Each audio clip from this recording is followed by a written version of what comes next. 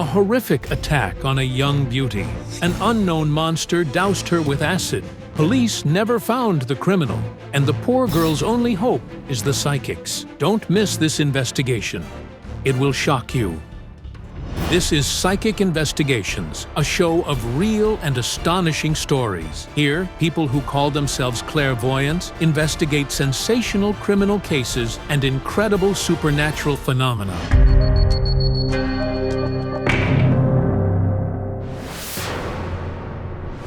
This young woman's name is Kamali. She was born in Turkmenistan. Her mother is Ukrainian, her father Azerbaijani. When Kamali was a year and a half old, her parents separated and her mother returned to Ukraine. At first glance, Kamali seems no different from anyone else. She lives in a small Ukrainian village and raises her son, David. Let's go for a walk. You want to go that way? Come on, I'll chase you, okay? I'm coming after you. I'm chasing you. You're such a clever one. I'm tired. Just like Kamali's mother, her relationship with her child's father didn't work out. Still, that didn't stop her from being happy, beautiful, smart, sociable. She had her whole life ahead of her, until the day a tragedy struck that completely shattered the world she lived in. I'm permanently disabled. Just 2 years ago, she was the most stunning beauty in the entire area. She was such a beautiful girl. Her face, her figure. She was so graceful, you know. Completely graceful.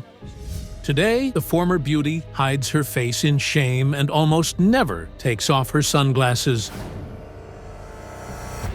I'll put them back on. Kamali's life changed in January 2 years ago. In a single moment, she lost not only her beauty, but also her sight. A person who doesn't know what happened to me will never understand. It was evening. Kamali was coming back from the city. She got off the train at the station. From there, it was about 1 kilometer home. She lived with her mother and son, David. 10 minutes later, Kamali was almost home. She just had to turn the corner. The streetlight, it was always on, but this time it was off for some reason. I looked, and there was someone standing there shifting from foot to foot. It was an extremely cold winter, minus 30 degrees. A person was standing in a strange pose on the snow-covered road. Kamali thought the stranger must have drunk too much and wasn't feeling well. It's so cold. What's he doing out here? He's probably drunk. Kamali was just 50 meters from home. She thought maybe the man needed help and walked toward him. When I got close to him, I asked, "Do you need help?" And then the acid was thrown. He just splashed it at me and ran off in the direction I had come from. Kamali Hamzayeva was doused with hydrochloric acid. It's a corrosive substance used for cleaning metal surfaces during soldering and tinning. When it comes in contact with skin, it causes severe chemical burns, and if it enters the eyes, it instantly destroys the cornea, which can lead to permanent blindness. Everything that happened after feels like a nightmare to Kamali. Her screams brought a neighbor running, who immediately called an ambulance. A large amount of acid got into Kamali's eyes. Even in the ambulance, medics feared the girl might go blind. She was prying my eyes open, asking how many fingers I could see. I was losing consciousness. The next day, when Kamali opened her eyes, everything around her was dark. She had completely lost her sight. I remember the pain was unbearable. I begged them to give me something for the pain. Kamali underwent multiple surgeries on her eyes, one after another, but her vision didn't return. She had to learn how to live in darkness. I would walk. I remembered by heart where things were. Like, there should be a pole here. But sometimes I'd get lost and turn the wrong way. Sometimes I even walked straight into the pole with my head. 2 years have passed. Kamali still doesn't know who threw acid on her. The attacker's face was hidden under a hood. It seemed to me it was a man. A head taller than I am. 3 days after Kamali Hamzayeva was attacked with acid, law enforcement opened a criminal case. But they weren't able to catch the perpetrator while the trail was still fresh. The investigation is ongoing. The person responsible for the crime has not yet been identified. Of course, it's upsetting that our authorities aren't doing anything. We went with her to the prosecutor's office more than once, tried to get things moving. But they just pass us from one office to the next. I want them to find the person who did this to me. I just want to ask them one question. Why? Who was it that treated her so cruelly? Who took away her sight and her beauty? What kind of monster destroyed her life? With these questions, Kamalia turned to people with extraordinary abilities. Before, I could only listen to psychic investigations.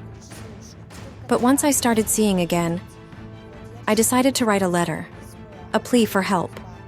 I wanted the psychics to look into the case and to help me find out who did this and why. Kamalia sent the psychics a photo taken 6 months before the attack. In it, she's smiling, unaware that soon her life will be turned upside down. She will lose her beauty, her sight, and even her hope for a happy future. The investigation is taken up by Psychic Investigations team members Ilmira Derbentseva and Olena Kurilova. I'm getting such terrifying images from this photo.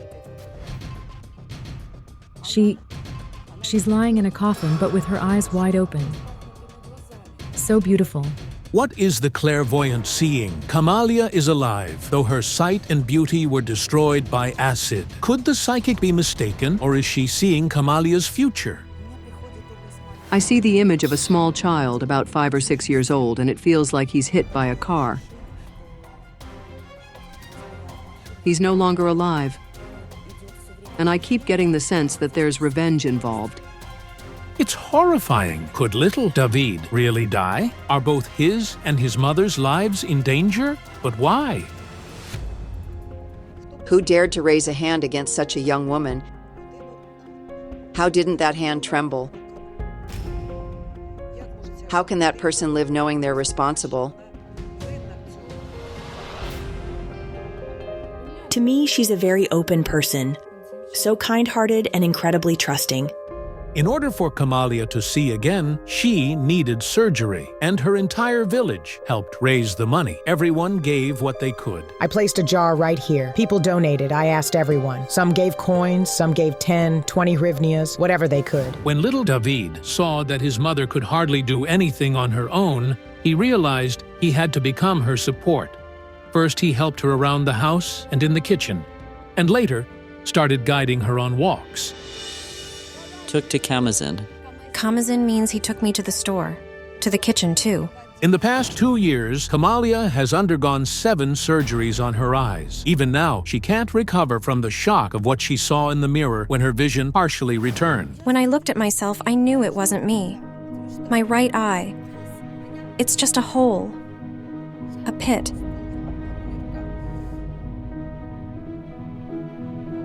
My left eye. That was the real shock. I cried. I cried so much. I couldn't calm down. It was just so hard.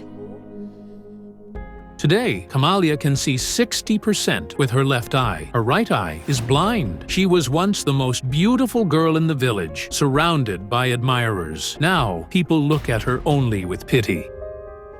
I met Kamalia some 20 years ago. When she was first brought to my daycare, she had big, beautiful eyes. I hadn't seen what she'd become, but I saw a beautiful girl sitting there in dark glasses.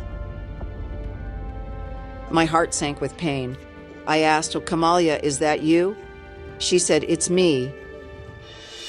Kamalia arranged to meet the clairvoyants in the center of the village. Across the street, there's the railway station where, 2 years ago, she stepped off a train and started walking home. 10 minutes later, she lost her beauty, her sight, and even her hope for a happy future.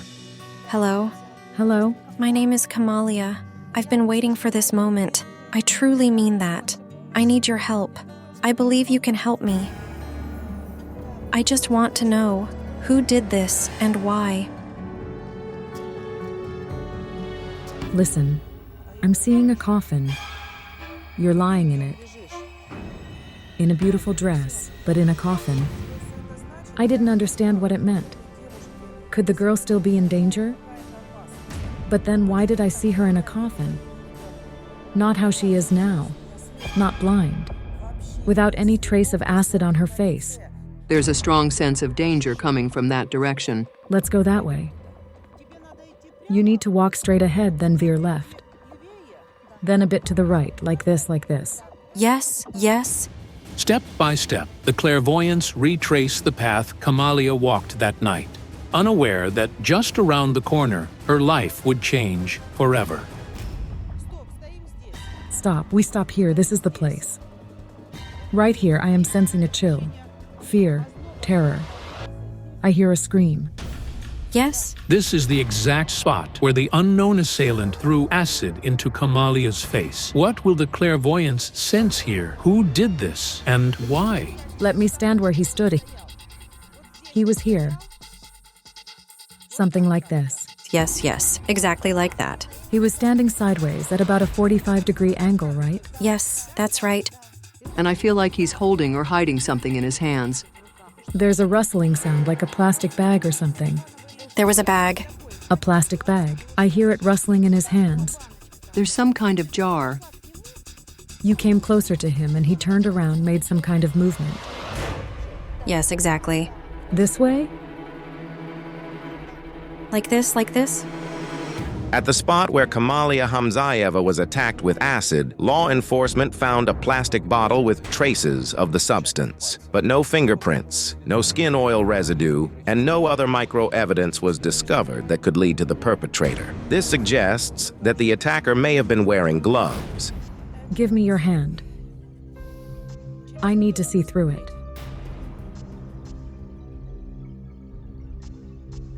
What I'm getting is a strong sense of emotional pain and jealousy.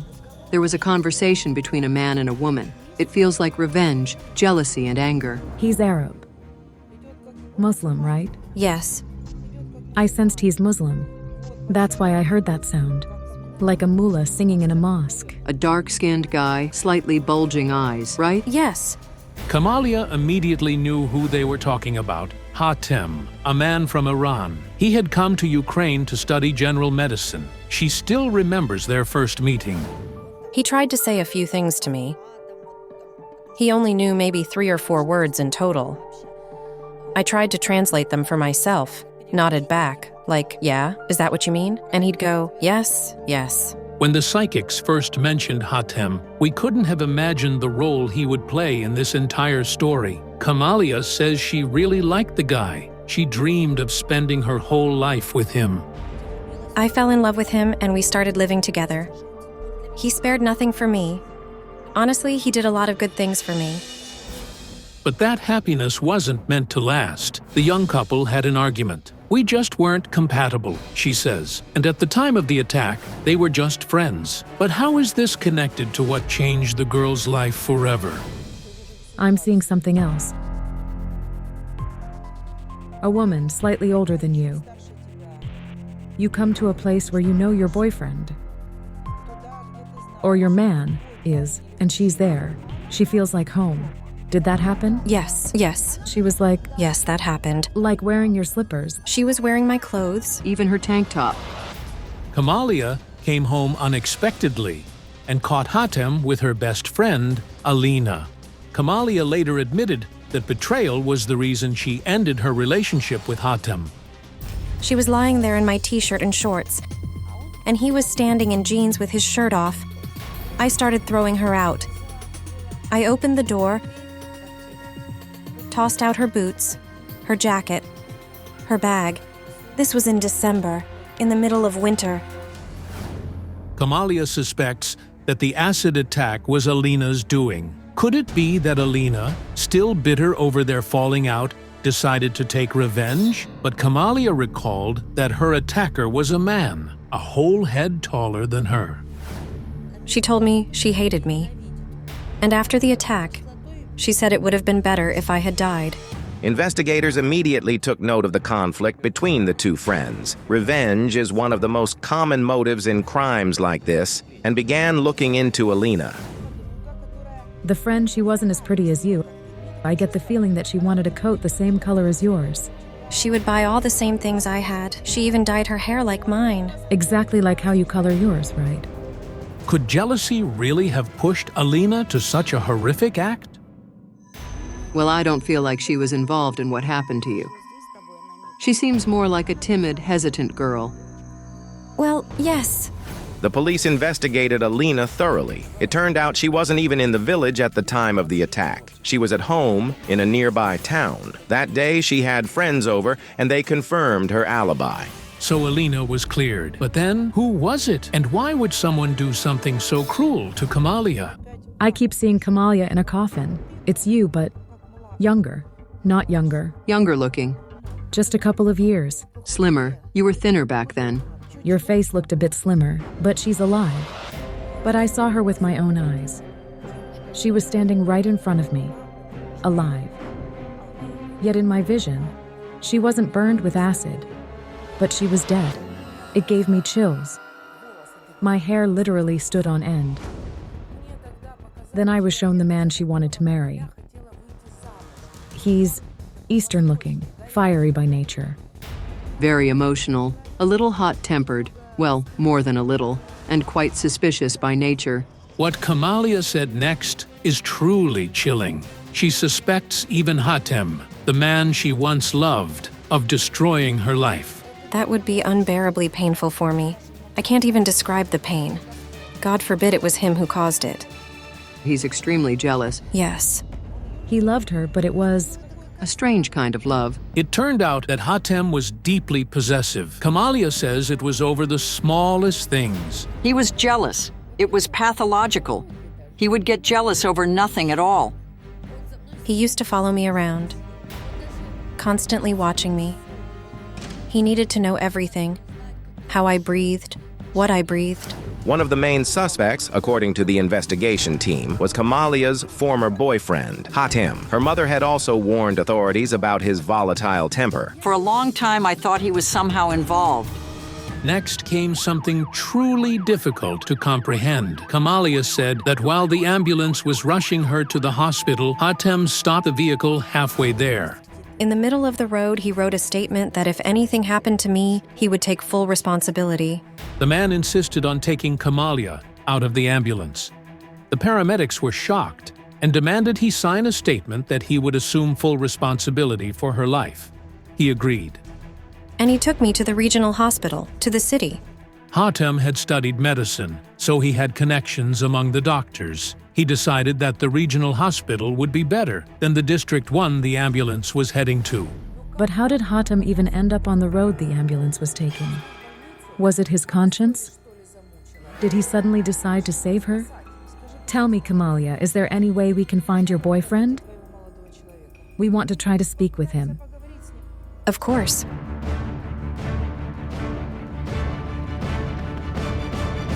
Kamalia tries to call Hatem to arrange a meeting, but he doesn't pick up. The clairvoyants ask for a timeout and decide to try again the next day. For now, they continue working at the hotel. I have done this reading 5 times now, and each time the result is the same. So this man said one thing but did another. His actions never matched his words. She could never be sure what to expect from him. I feel like the demon of his passions, his fiery temper and emotions, may have led him to do something reckless. He's capable of being aggressive, jealous, controlling, impulsive. Would even say violent at times. And this card is the key card, the swings. Rocking like waves, endlessly back and forth. A person who doesn't take responsibility. I know not what I do. From this reading, I would say, yes, he's capable. He is capable of an impulsive act. And there's a demon in him. While the clairvoyants continue their work at the hotel, our journalists try to reach Hatem. Eventually, the man agrees to meet, but the encounter is far from ordinary. He shows up with several friends, who almost literally surround our crew. Their behavior is strange. It seems like Hatem is very afraid of something. Could it be that he really is behind what happened to Kamalia? Why would I, honestly? She still thinks it was me. She still does. I feel sorry for her, honestly. I really do. She knows that. I've helped her. I've already given her $7,000. Sorry. Hatem refuses to meet with the clairvoyants. Honestly, I swear on my life. I swear on my mother. I genuinely want to know myself who did this.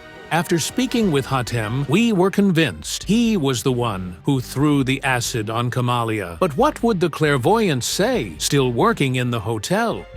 I want to mix everything up again. Maybe something, or someone, is keeping me from seeing the full picture. As for this issue, the card shows no victim. Still, if Hatem is innocent, why does he refuse to engage? Why won't he speak with the clairvoyants? He's afraid of prison. That's what he fears. That's why he'll be hiding. He's terrified of bars, terrified of jail. He's truly terrified of it. I want to meet him. I want to look him in the eyes. We thought that moment would never come, but the next morning, Hatem himself called us. He agreed to meet the clairvoyants, as he wanted the truth just as much. They met near a local supermarket. Hatem, do you really not want to see us? Hello. Don't you want to talk with us? Okay. Could you take off your hat? They already think it's me. They're all thinking, Hatem, Hatem. I told you, I swear. Do you think I was lying? I'm telling you, I just want to know who did this. It would break me, God forbid, if it turned out to be you. My parents didn't raise me that way. In our religion, this is a very serious sin. Hatem is a Muslim from a wealthy and devout family. His father deals in real estate and car sales, while his mother is a teacher. He says ruining someone's life like that would be considered a grave sin for his family, and they might even disown him. There's one way to find out whether Hatem disfigured the girl or not. You can do it by placing your hand on someone's head like this, focusing and saying certain words. There's a special incantation for this. It's meant to read the person's memories. It wasn't him, not by his hands, not from his mind, not from his thoughts, nothing. His energy feels completely different. But if Hatem wasn't involved, how did he know something terrible had happened to her? How was he already waiting on the road when the ambulance was taking her to the hospital? Her mom called me and said someone threw acid on her. I don't speak the language well. I thought acid meant something like a cyst, maybe some kind of female pain. You thought it was a cyst. 2 of my friends took a taxi, someone she knew. They met her on the road and took her from the ambulance. We arrived, and she was holding her eye, crying. She said, Hatem, did you do this? I said, tell me what happened. She just cried. He doesn't even know the word acid. Then, the police came the next day. They took me in and took my fingerprints. Law enforcement searched Hatem's home, looking for evidence that might link him to the crime. But they found no burned surfaces, no strange odors, and no traces of acid. Moreover, the man also claimed he had gone to meet friends at a local restaurant that evening, and his alibi was confirmed by people who were there. It's awful when someone is blamed for something they didn't do. It's a real shock. He really loved you. Even now, I still loved her, but she doesn't believe me. Was Hatem acting so strangely during the interview with our journalists because he was afraid of ending up behind bars? After all, he's a foreigner, and if any kind of scandal arises, he could be deported back to his home country and expelled from the university, where his parents are paying a significant amount of money for his education. He simply can't afford to disappoint their hopes that their son will become a doctor. But when he found out that Kamalia was in trouble, he immediately rallied all his friends and rushed off to try to save his ex-girlfriend. Young love. Then what can I say? This is a tangled web of emotions, passion, betrayal, and even violence. But I don't see any crime between you two. Thank God. It would have been a huge shock for me if, God forbid, it had been him. Thank God. I was shown the attacker back then, and he looked nothing like Hatem. That man had long bangs. But I saw light-colored hair. Light brown hair and light eyes. It was a fair-haired man. And slimmer. Sunken cheeks. It's not you. But who is this man? And why did he destroy Kamalia's life? All right, we won't keep you any longer. Please find him for God's sake. Honestly, this means a lot to me. Really. Goodbye. All right then. Thank you. Goodbye.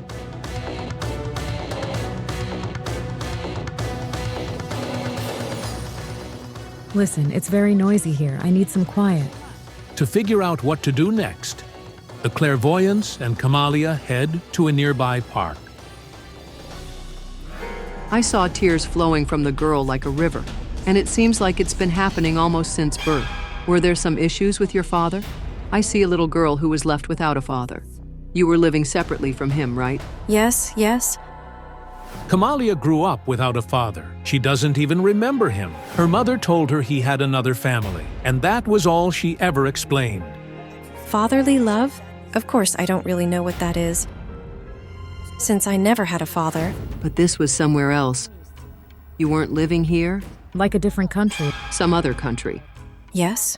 We lived in Turkmenistan. I see a man. He's walking. He has dark hair, a round face. That's your father. There's also a woman. I feel another woman's presence. Yes, my father was married. Kamalia's father, Arif, is from Azerbaijan. He met her mother in Turkmenistan. Both had gone there as young adults to work after graduating from university. They were assigned to a high-security prison colony. Luba worked as an accountant, Arif as a guard. He was married at the time. His wife was back in Azerbaijan, and honestly, he was the one who pursued it. I resisted for a long time, but eventually, it happened. We started living together. Luba was 25. She had already been married once and divorced. I'm also seeing the image of a child. I kept feeling like you were a twin, and the other half is gone. Perhaps the image I saw in my vision of Kamalia lying in a coffin wasn't actually her. Maybe it was her twin sister, who had passed away, and I mistook her for Kamalia. I had a brother. He died. Was it a car? A car was involved somehow. Yes, he was hit by a car.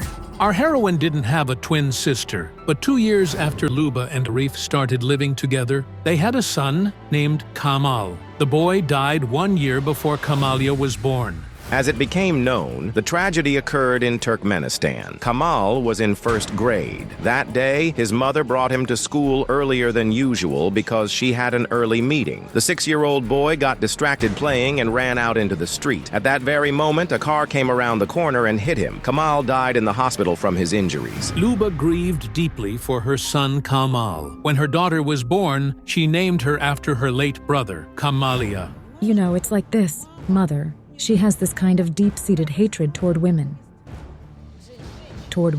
Yes, that's true. Then I heard threats, screams, "I'll douse you with acid."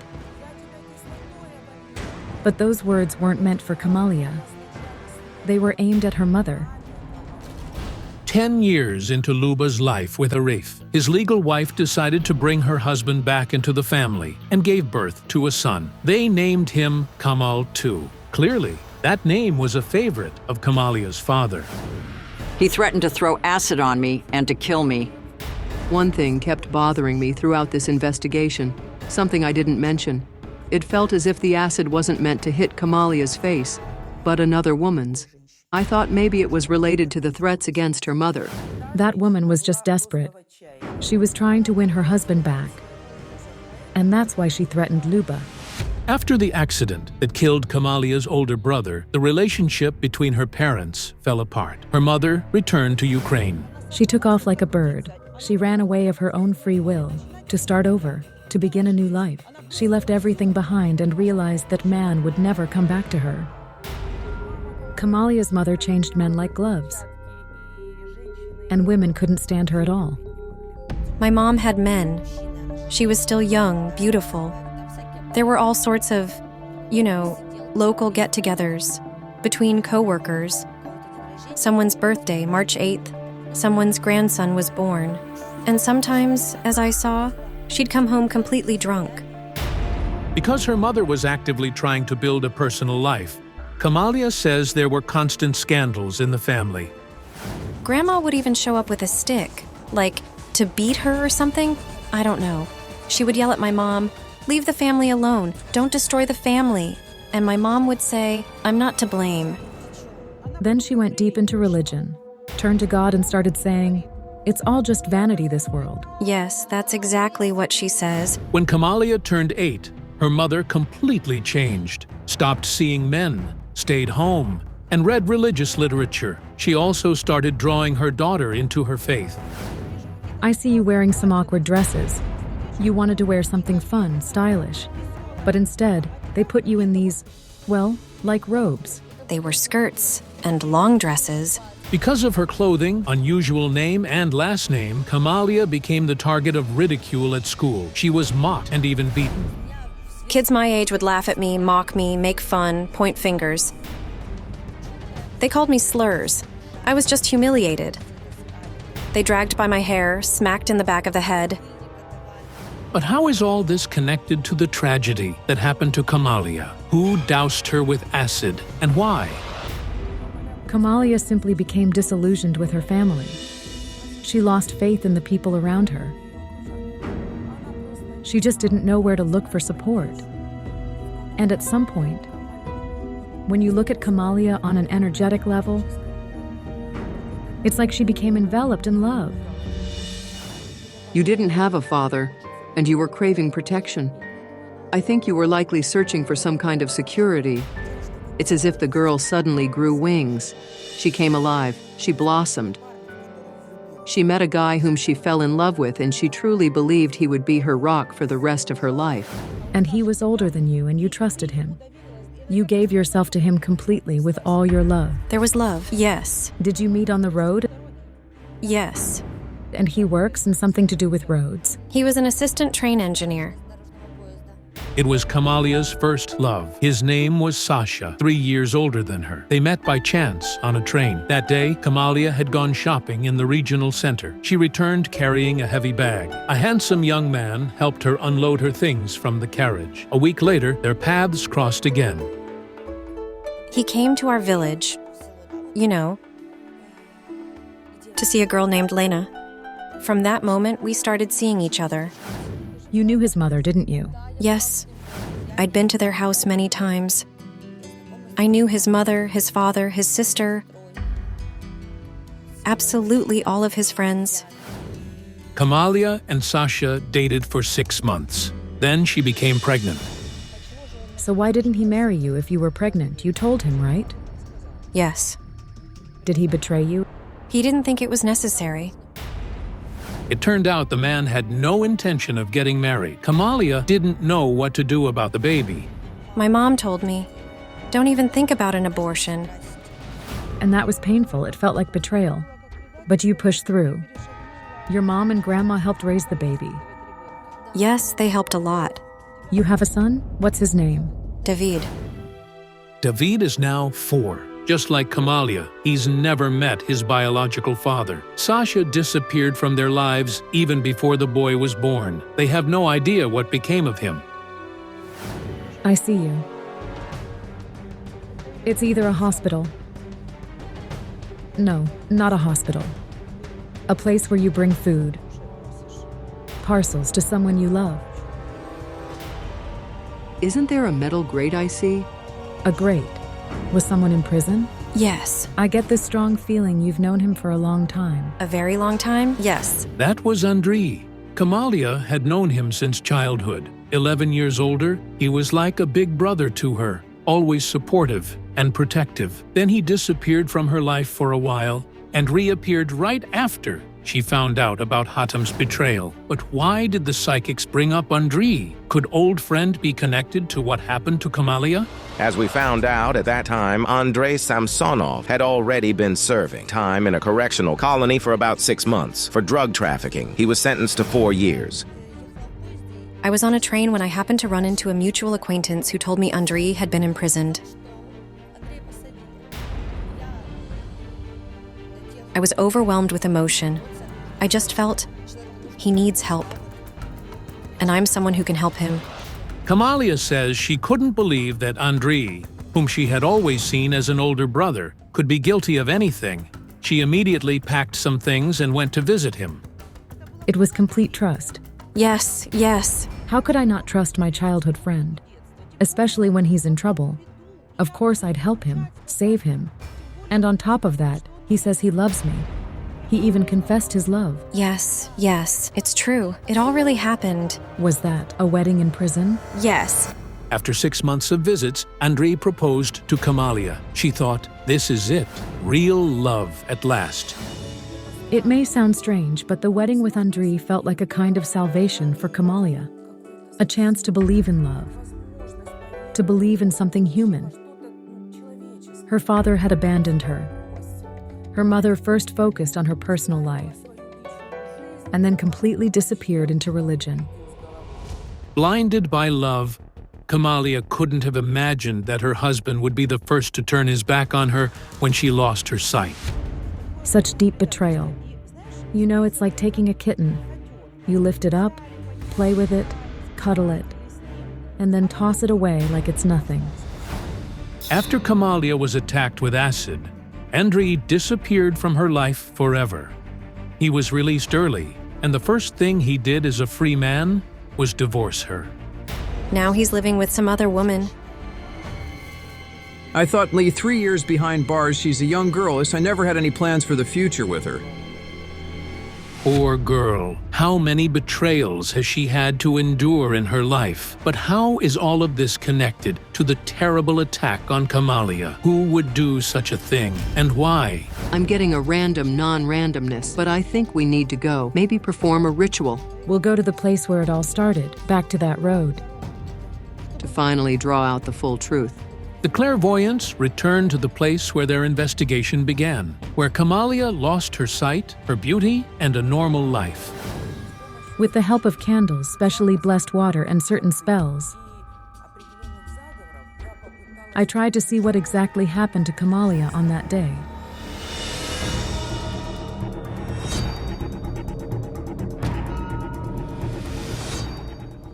I can't light the candles. There's no fire. No flame. Candles won't burn in one case when someone is not meant to be alive, you understand? That's connected to you. That's why I see you in a coffin, do you understand? It's terrifying. Once again, the clairvoyants see Kamalia in a coffin. Could her life really be in danger? That's scary. Scary. Why shouldn't I live? I was given this life. Take my hands. Warm your hands on them. Both hands.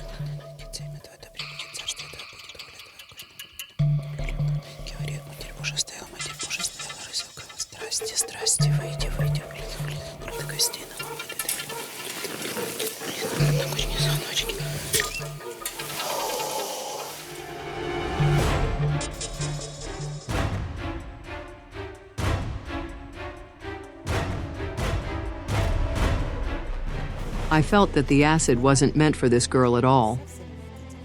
I was receiving information that the person on the street was waiting for someone completely different. It was like a substitution happened. That acid wasn't meant for you. Your face was never the target. I had never taken that train before. Why? Why?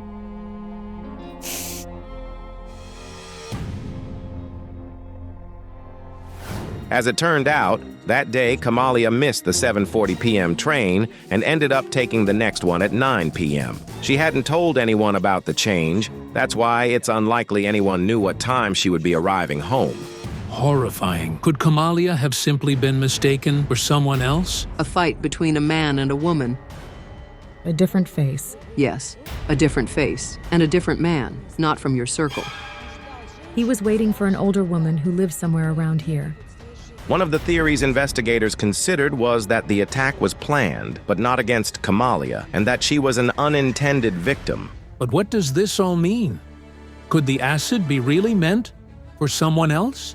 We managed to find out that not far from the place where Kamalia was attacked with acid, there lives a woman who had repeatedly been seen with a married man. His wife, reportedly, showed up more than once, causing scenes and confronting the mistress. Locals say it might have been the betrayed wife who arranged the attack. But Kamalia insists it was a man who threw the acid at her. Most likely, she didn't do it herself. She hired someone, a man, who apparently only knew the victim from a photograph. He waited near the house. Kamalia and the other woman had a similar build, so when Kamalia passed by, he mistook her for the target.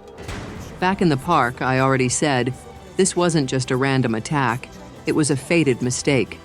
It felt like a punishment from above, intended for no one else but Kamalia. But what could Kamalia possibly have done to deserve such a punishment? Why? Why? No one is truly innocent. That coffin we saw, most likely it really was meant for you. But your child saved you. Nothing happens by chance. What happened to you? It was a destined accident, so to speak. You could have chosen not to approach the man, right? Yes, I could have. You paid for your sins. You happened to be in the right place at the right time. For someone to strike you down like that, right across your beauty. This was punishment that turned out to be your salvation. If it hadn't happened, you wouldn't be here. I wouldn't be here. There would have been a man with a knife instead. Do you understand me? He passed by you because at that moment you were lying there with your eyes shut, in surgery, healing. Now tell me, if you had gone through with the abortion, you might not be here now. It turns out the child saved you. For the sake of that child, you were given a second life, so to speak. Kamali never received enough love or warmth, not from her parents, nor at home, not from friends or lovers. Watching her mother fail to find happiness, she chased it with all she had, but in doing so, she neglected her son. She knew she was beautiful, and nothing could stop her. I saw that the higher powers tried to intervene in her life in this brutal way because otherwise, her son would have become a killer. Losing her beauty and her sight was the price she paid for her son's future. This was your lesson. What do I need to do now? You must become the kind of woman, the kind of mother who is truly worthy of respect. I want him to be proud of me. My son, I mean that, and I'll make it happen. The most important thing is to raise him right. You need to read books with him, take him to the forest, teach him to smell the flowers, to collect leaves. Tell him about trains. Explain why a dog barks, and why sometimes it doesn't. Teach him why the grass is green, and later, why it turns yellow. Do you understand? I'd like to see the boy. My son is nearby. I can bring him over. He's out walking with my friend right now. Please call him. Hi there. What's your name? David. His future will be related to cars. Just don't lose this moment. It's crucial how you raise him now. Everything will be okay. It's just that sometimes God gives us such trials. Harsh ones. Thank you so much for coming. Stay strong.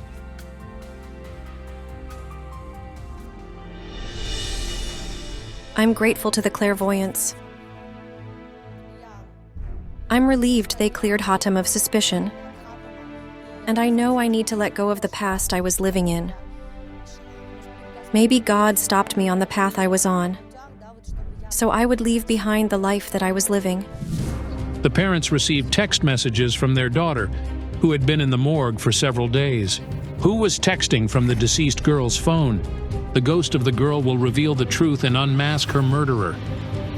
In this episode, the clairvoyants will try to find out what happened to Victoria Mankovic, a 30-year-old beauty, a translator, and a Sorbonne graduate. The woman was found dead in one of Kyiv's residential neighborhoods. The police investigators claim she jumped from the high floor of a high-riser. However, Victoria's mother and other members of her family are certain she was murdered. Victoria's body was found here. It's a high-riser. She lived a kilometer away from it. Over here in another high-riser. If it was suicide, then why didn't she jump from the top of the building she lived in? How and why Victoria ended up there is still a mystery, and it's truly shocking. I received a text from her. Hi, Mom, I'm fine. However, she was already at the morgue when it happened. How is this even possible? Victoria's body was taken to the morgue on April 13th, but on the 15th, her friends and mother received text messages from her. I dialed her, trying to get through to her for a long time, but then a reply came. I feel really unwell. I won't be able to access the communications during the weekend. I'll call you on Monday. We went to search for her on the 21st. She was supposed to be buried on the 22nd as an unidentified body. Victoria didn't have her ID or phone with her. If she had been buried as a homeless person, nobody would have found any trace of her. I made the final attempt to contact her on the 19th of April. I heard a tone. That is, her phone was still charged and working. Only on the 9th day, when Victoria's phone went silent, her family went to the police. Victoria's father lives in Rivne, while her mother lives in Italy, so her cousin was the one who notified the police of her disappearance. They called me from the police and told me there was an unidentified woman at the morgue, and described her. From the description of the tattoo and clothes, I immediately knew it was her. They wanted to close the case, claiming it was suicide, but it couldn't be suicide. We examined the body and found no other injuries, other than those caused by the fall from a great height. A motive is required for both suicide and homicide. Victoria had none. She was successful in her career. She worked as a translator at a large international company, lived with a man she loved, and most importantly, she was planning to marry him and have children. She could be my wife and the mother of my child. This man, Victoria's beloved man, is Alexei Volkov, a famous Kyiv fitness coach. The couple had lived together for about a year. We planned to have a baby. She wanted a boy, while I wanted a girl. They had plans for the future. They thought of the names in case they'd have a girl or a boy. Beyond doubt, it couldn't be suicide. I was in Prague when I learned of her death. Can you imagine how anxious I felt, being all alone abroad? I'm ready to sacrifice all my resources to find who did it. Dear psychics, I beg you to help me. Who and why killed my daughter? The best experts undertook the case: a Ukrainian clairvoyant, Jana Shulakova, and a British spiritual medium, Anna Galliers. The psychics are already listening to the woman's final audio record, a voice message she sent to her mother several days before she died. Hi, Mom. I'm going to come to Rivne for about 2 days to visit Grandma. I hope you're doing well. Kiss you. It doesn't sound like a message from someone who is going to kill themselves. I see a young woman in a room. There's a man standing next to her. He punctures her body with a needle, and I feel the scent of medicine. He's related to her death. Then he could be a doctor. He's strong and authoritative. Victoria isn't his first victim. It's strange. I saw her on a high-riser's balcony with another young woman. They're of the same age, and they even look somewhat alike. We need to find out who wrote the text on behalf of Victoria. I feel that her phone is still in the hands of that person. Victoria's parents and relatives are already waiting for the clairvoyants in the courtyard where her body was found. We think she was murdered and then brought here. Your daughter is so delicate on the outside, but she's got a character of a strong man.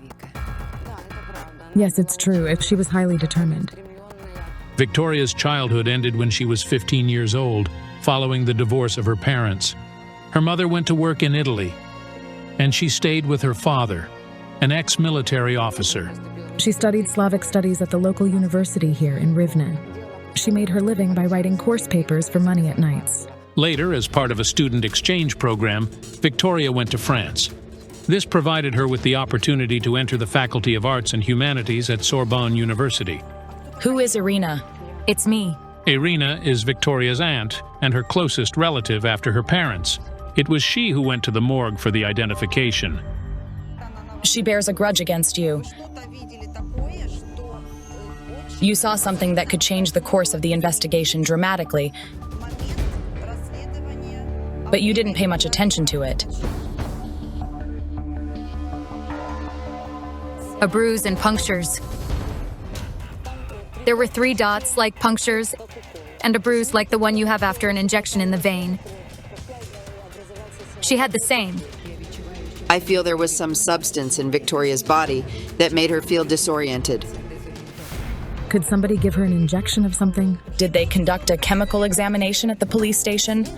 The investigator didn't even view her case as something other than suicide, and so she didn't order any extra examinations. Your daughter's spirit says we need to go upstairs to the balcony out of which she fell. What floor did she fall from? We don't know. Come quick. Victoria's spirit will show us. The clairvoyants ended up at the 13th floor. She says it's here. Your daughter says she was here. Victoria was here. I had a feeling that she was around us. And in my vision, I saw another young woman next to her. Your daughter says she left you some sign. Look. Ola. Ola. It turned out that the name of the young woman from my vision was Ola. She was very beautiful, dark-haired and fair-eyed. We don't know who it could be. Could this Ola be texting you from her phone?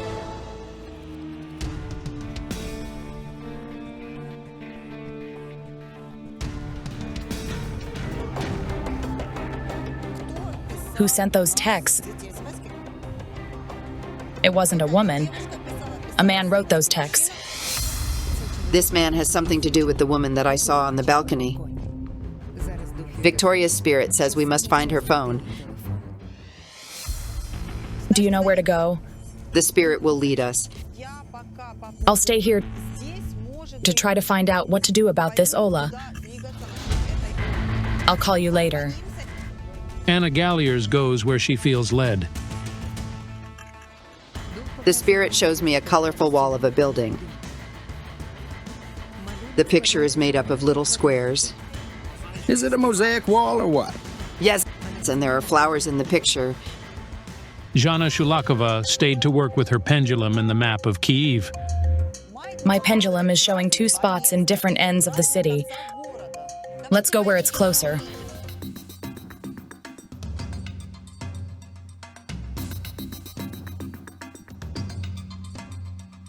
The picture matches the trees, tall enough but with cropped tops. And the building, a high-riser. There are plenty of lilies around it. Pull over here. I'd better get off and walk.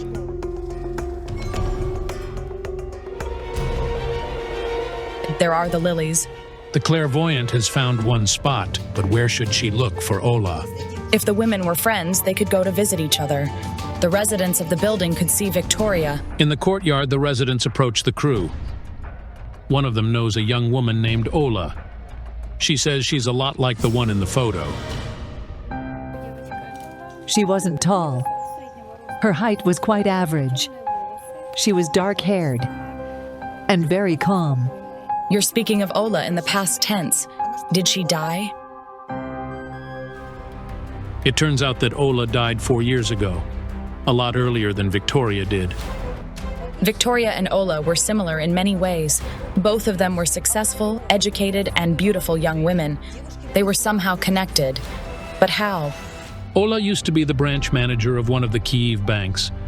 6 months before she died, she received an invitation to work abroad. My daughter was offered a contract in Austria.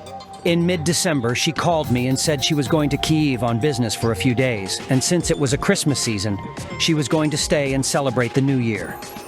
But the morning after she arrived in Kyiv, Ola died.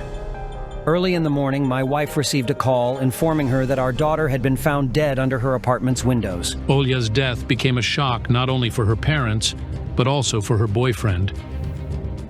We were quite surprised to learn that in the last year of her life, Ola dated Alexei, the same man Victoria began to live with later. In the meantime, the feeling brought Anna Galliers to the building with the mosaics she saw in her vision. We're almost there.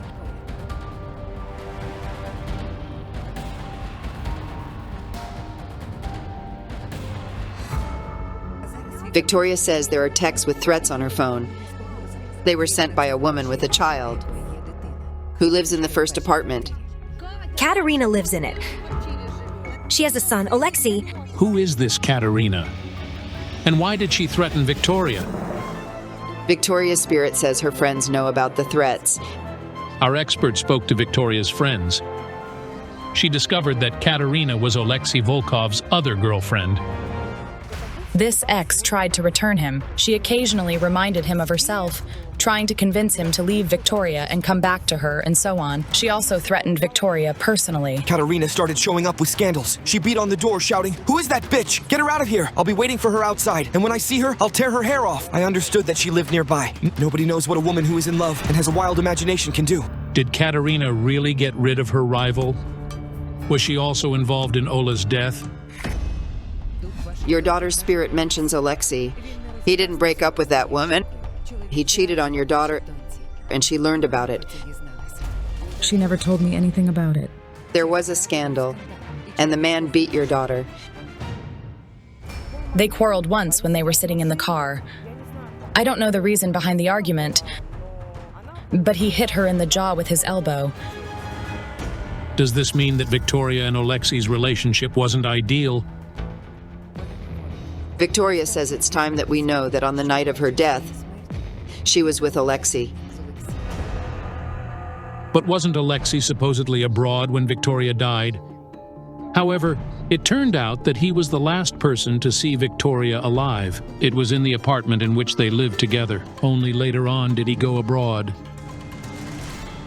The door was closed. I was taking a shower. She was walking around the apartment, dressing, and then she said she wanted to walk and was going to a store. The man says he didn't see his girlfriend after that. He thought she probably went to visit somebody, so he went on his strip. I managed to find several more of Alexei Volkov's girlfriends. One of them, Tetiana, was the daughter of people who are very well known in Rivne. 16 years ago, she was found dead next to a high-riser, just like Ola and Victoria. It's spine-chilling. How could it be possible that 3 young women related to the same man died in a similar way? Our expert has found 2 more women who used to date Alexei. Fortunately, they're both alive. Marina from Kyiv told her that after she refused to have a relationship with the man, somebody poured a bucket of paint over her car. The security cameras caught him. The man who did it arrived in a car that looked like Alexei's a lot. He was waiting for the man who poured the paint, and then they left together. However, it's impossible to wrap your head around the story that another of Alexei Volkov's girlfriends told us. Good afternoon. Hello? Asya met him in 2013, not long after Ola's death. She says that at the beginning of the relationship, the man behaved like a gentleman. But a year later, he turned into a beast, and full of jealousy, he once almost beat her to death. He opened the door, telling me to get out. I started moving, and then there was immediately a punch of a fist in my nose. I fell and saw blood, and I remember the click. I realized my nose was broken. There was such aggression in his eyes that I understood he could kill me. He was insane, like a maniac who came to kill me. This nightmare took place at a waste ground in Kyiv's suburb. The woman says she was only saved by drivers that were passing by. After that, Asya told Alexei she was breaking up with him.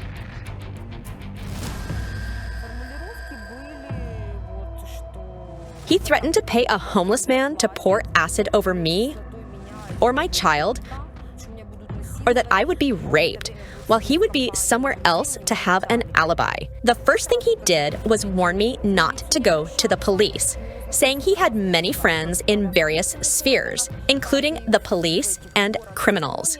Because of the man's threats, the poor woman was afraid to go outside.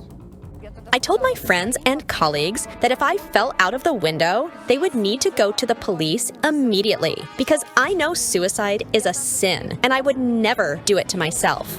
Victoria's spirit says the man was very cruel, so she couldn't find the courage to leave him. She feared.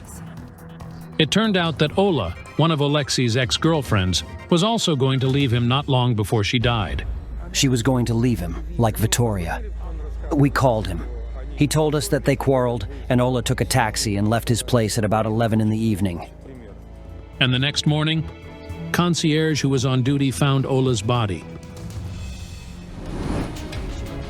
I feel there was some substance in Victoria's body that made her feel disoriented. This is precisely what Marina felt after Alexei gave her a strange chocolate candy. He pumped me with drugs. He said his friends brought delicious chocolates from Switzerland. The woman says that after that, she experienced memory loss. Then she woke up in Alexei's apartment. I found myself in his apartment, partly undressed. He grabbed me by my hands and threw me on the couch. Then he climbed on top of me and pressed his arm to my throat. He was like a werewolf that turned into a monster. But if Alexei gave Marina drugs disguised as a chocolate, he could do the same to Victoria on the day of her death. He is the doctor who gave her the injections. Katerina Malachenko found the information that Alexei Volkov is a venereologist by education.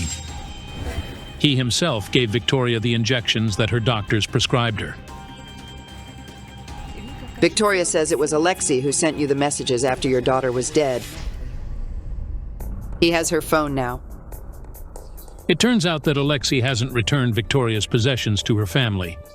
The psychics decided to speak to the investigator who wanted to close the case as suicide. If we managed to find the information on Alexei's background, why didn't you check him? What do you mean? We did check him.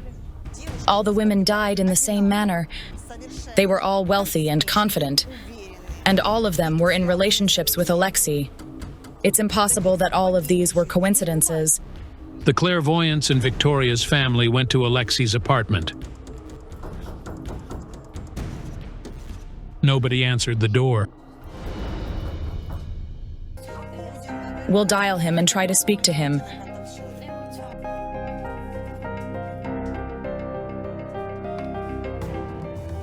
Hello, is this Alexei? Tell us, please, where are you? In Kyiv? Could we meet and talk? So, you mind? Why haven't you returned her belongings to her mother? I'm not trying to hide those things. Can I give the phone to her mother, please? No. Tell him to come over here, please. So, you're quite willing to communicate through the investigator, aren't you?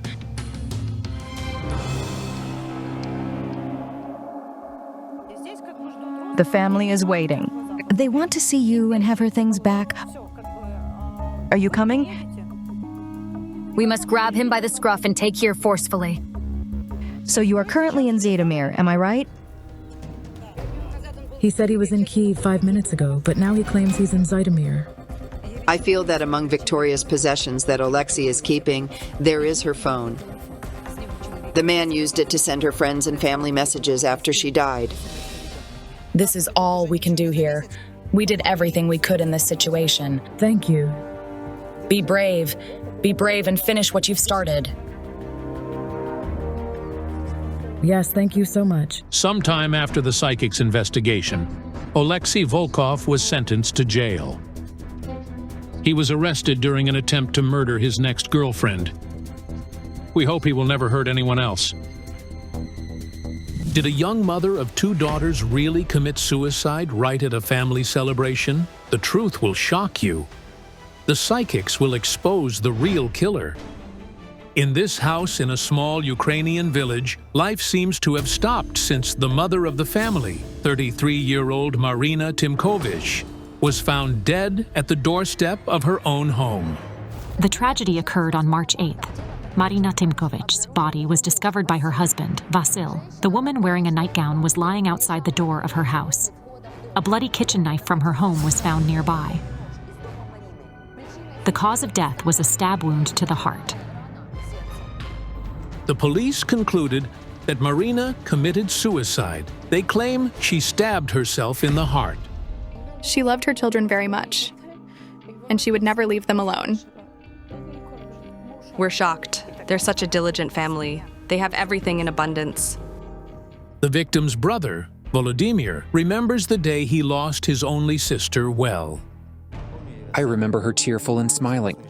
She visited us in the morning, and I congratulated her on the International Women's Day. Marina lived in her own house with her husband, Vasil, and their 2 daughters, 16-year-old Nadia and 9-year-old Angelina. In the evening, the whole family gathered to celebrate. Marina's brother and his wife did not join them and stayed to celebrate at home. All the known details come from Vasil's words. They laid the table in the kitchen. She prepared everyone's favorites to please them. That evening, Vasil's relatives came to the Timkovichs for dinner. The hostess stayed to entertain the guests until 10 in the evening, after which she put her younger daughter to bed and went to rest, too. They said she changed and went to bed. An hour later, Vasil went outside to smoke and found his beloved wife dead. The family called the police. The investigator examined the scene. It's a private house. No one can enter the yard that simple. What happened to the loving wife and mother? Why would she commit suicide if she had no problems in the family or at work? It is also puzzling why the woman went outside only wearing a nightgown. It was rather cold that evening, only 2 degrees above zero, and people were still wearing warm clothes. Is it possible that Marina was taken outside by force? She wanted to live. She wanted to be with us. The suicide version indeed looks rather strange. The local priest also disagrees with it. A knife wound 12 centimeters deep. It can't be suicide. With the permission of the local bishop, I conducted the funeral service anyway. What kind of strength does one need to stab themselves in the chest 12 centimeters deep? Could Marina really do this herself? To somehow understand the causes of the tragedy, the family hired a lawyer. However, according to him, the police are behaving very strangely and are obstructing an independent investigation. As a lawyer, I haven't been granted access to the materials to date. Everyone is turning a blind eye. The police are doing nothing at all. We are asking the psychics to help us. Clairvoyant Yaroslava Fedorova took on the investigation of Marina's death. The psychic is already working with the victim's photo. For some reason, I see a picture of her kneeling, and there's something like a chain around her neck. And next to her, I see a woman with short hair. The next morning, Olena Kurilova joins the investigation. The psychics share what they have sensed. A man jumping out of a window is... Another suicide? Hold up. Lovers. It's an affair. Astonishing news. Did Marina really have a lover who committed suicide? I had a dream of an icon last night, the Last Supper, and I saw Marina sitting at the table. She was surrounded by guests. Next to Marina sat a traitor, just like Judas was next to Jesus. Does it mean Marina was betrayed? But who betrayed her and how? The psychics go to meet her family, but Marina's husband is currently on a business trip in the Czech Republic. Hello? Hello. My name's Volodymyr. This is Nadia, the daughter of the deceased, and this is my wife, Mariana. Mariana, pleased to meet you. Hold this.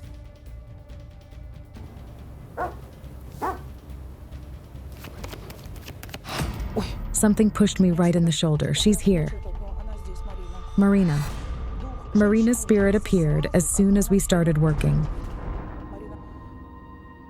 Marina says, thank you for the children. She now calls you mother, Angelina. Angelina is like my own daughter to me. Right after Marina's death, she asked if she could call me Mom. The girls no longer have a mother, and their father has to stay away from home for a long time to provide a decent life for his daughters. Currently, Marina's brother, Volodymyr, and his wife, Mariana, care for the sisters. She says, let her be the mother. She trusts you. She was a wonderful mother to her children, always doing everything for them. I see flowers in Marina's hands when she was alive. Red flowers. She received a gift of a red bouquet. It turned out that on the day of her death, Marina was given a gorgeous bouquet as a present for March 8th. What's her husband's Basil. name? She loved him a lot. Her feelings were very strong. First love for life, and she got married very young. She was 16. It's unbelievable. Why would a beautiful woman, a loving mother and wife, stab herself in the heart then? I see 2 wounds, 2 knives. One is physical, and the other stabs her in the back, like some kind of betrayal. A traitor sat at the table with Marina that evening. That person is related to her death. We need to understand who it is. Marina, show us. The cards show a love affair between a man and a woman. It's Nadia's father.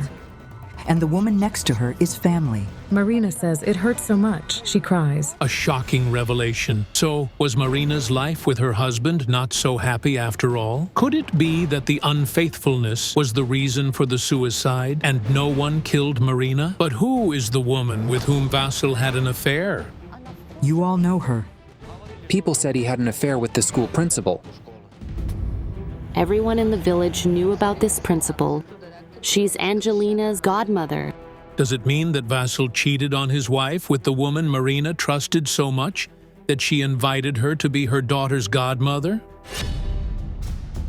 She nurtured a snake in her bosom.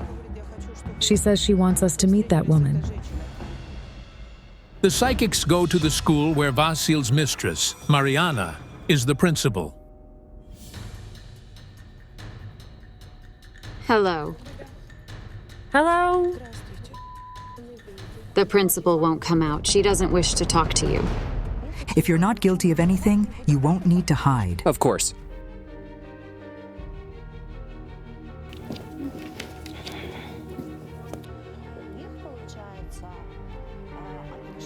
Their relationship initially was purely professional. It turned out that 10 years ago, Vasil worked at the school as a manager of the economy, and Mariana was his boss. Perhaps that's when their romance began? She goes somewhere with him by car. Yes, they used their car. I saw them several times. Vasil was giving her a lift in his car. Many people said they dated, but Marina refused to believe it. She always defended her family. Meanwhile, Olena Kurilova notices the school principal at the back entrance. There was a scandal connected with you and Marina's husband. Did you and him have an affair? No. Then why was Marina so insanely jealous? Yes, Marina was, but we talked. I told her Vasil wanted it, but I refused him because I respected Marina very much. She didn't lie to me. She indeed never had a love affair with Vasil. However, the cards clearly showed that Marina's husband had someone on the side. He had someone. I saw him talking on the phone with someone for a long time and texting a lot. Besides, and Marina herself told me, he had another woman.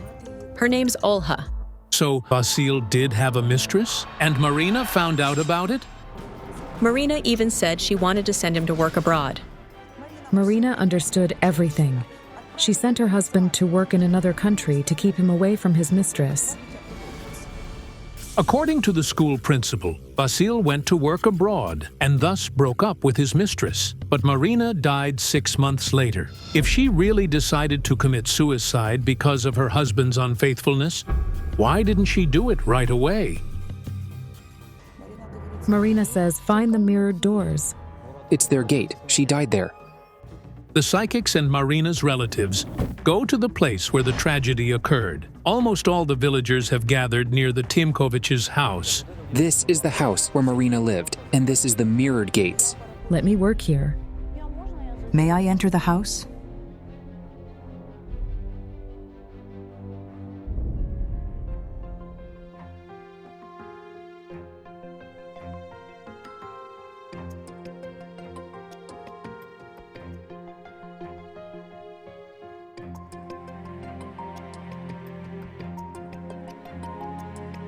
The past. A celebration. They had guests. A couple.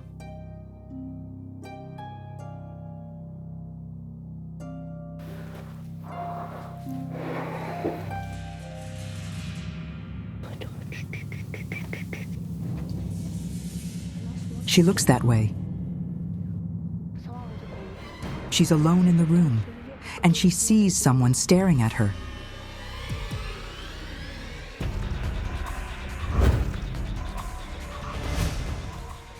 She runs, but God! There was a knife here. I see Marina. Marina runs.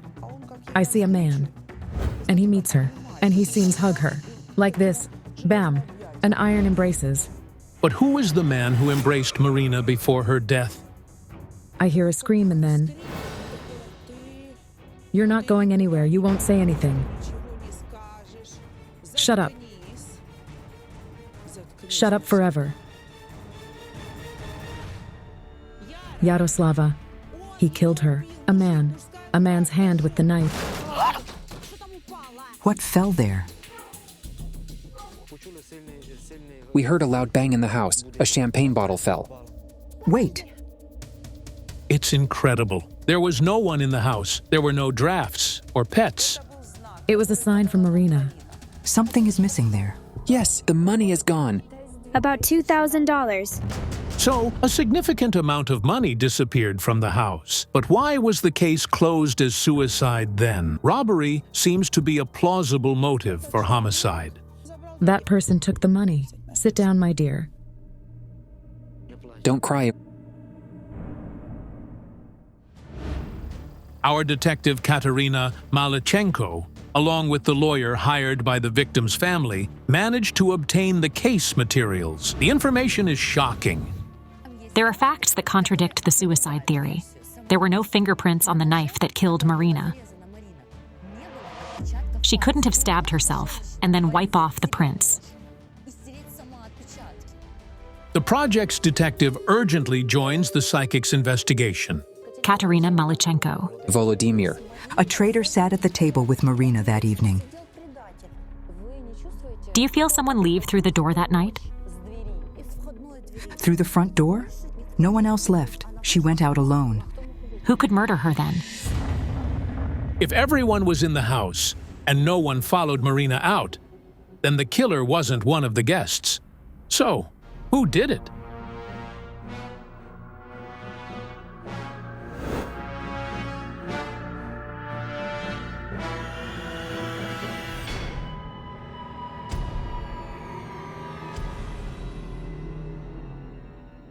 I'm going to work with water in front of the mirror. I need to see everything it witnessed. And I'm going to look through the fire. She draws me here. She stands here by the window, watching. And you know what she sees? Her closest, dearest person flirting with another woman on the balcony. Marina knew her husband was constantly cheating on her. And of course, seeing him talking sweetly to another woman was the last straw. A knife in the back, a stab from behind. It seems the family realized who the man could have been sweetly talking to in front of his wife. It was Svitlana, the wife of Vasil's brother. She and her husband came to visit the Timkoviches that evening. His brother's wife. He said he'd gone out on the balcony to smoke, but before that, he'd smoked in the house. I'm sure of that. He never went outside. And Svitlana didn't smoke at all. I don't know what they were doing on that balcony. Our expert decided to meet with Svitlana. This wasn't suicide. It's impossible. I'm a witness. I saw it all. Did you see the moment she drove the knife into her heart? It was by the gate. She had already changed in her robe. If this woman is telling the truth, did Marina really kill herself? But then, why were there no fingerprints on the knife? And why was the murder weapon found next to the victim's left hand when she was right-handed? Is it possible that Svitlana's lying and it didn't happen that way? And then I understood why I'd seen Marina on her knees with a chain wrapped around her neck in the morning. It was a clue. It meant that the woman was completely under her husband's control. Only on the last day of her life did she realize she wouldn't endure this humiliation any longer. She's showing me. Here, the chain. Did the gold chain break like this? Once he pushed her, Vasil pushed Marina, and her chain broke. I told her several times, "My God, Marina, you have huge bruises. Where are they from?" She said she'd fallen, but she was beaten up badly. Did Vasil, whom Marina loved with all her heart, beat her? She's shouting, "No, that's it, I'm leaving." And he grabs the knife. I'm almost certain that Marina's husband killed her. So, was it her husband? You yourself said that no one left the house. He didn't leave the house. He jumped out the window. A man jumping out of a window. Svitlana told me she locked them out on that balcony. I asked him why she locked the balcony door. He said he didn't know. I think it's because she might have seen something she didn't want to see between Vasil and Svitlana.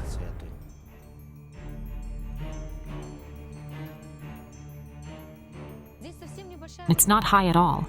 You can simply swing your leg over this parapet and jump onto the boiler room roof. Sure, you can do that. Do you mean Svetlana also jumped from the balcony? No, Svetlana stayed on the balcony. But if Svetlana stayed on the balcony, how could she have seen Marina stab herself? After all, the yard isn't visible from the balcony, as it's on the opposite side of the house. He thought she would get scared if she saw him with the knife because she was always afraid. At the table, Vasil smiled like a demon and said, "I will kill you." We heard him say that when he was drunk. He said, "Would the family forgive me if I killed you?" He said he was tired of living the way he was living. Nadia, did you ever see your dad drunk? What was he like? Aggressive. Yes, he didn't even talk to Mom normally, but he always yelled at her drunk. She always told me she wanted to keep her family together so the kids would have a father. She was trying to preserve her family at the cost of her own life. That explains everything. His quick departure and by the way, the money that disappeared from the dresser. Where did it go? We don't know. Where? To bribe the cops. I have almost no doubt that Marina's husband murdered her. He not only killed her, but also made it look like a suicide. We'd like to thank you for helping us figure this out.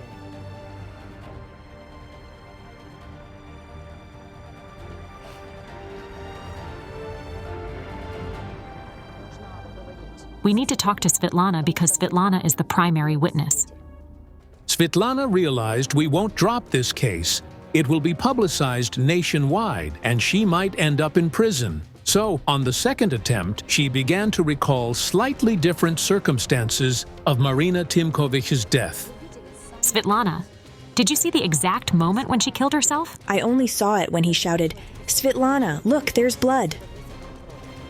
Did you witness the moment she did it? No, I didn't.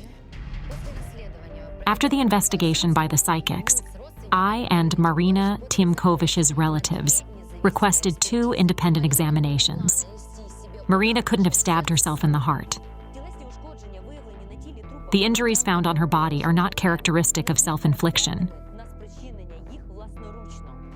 The criminal case has been reopened. We hope the person responsible for Marina's death will be sentenced. It's hard to believe the husband killed his wife, who loved him so much, with his own hands and made it look like a suicide.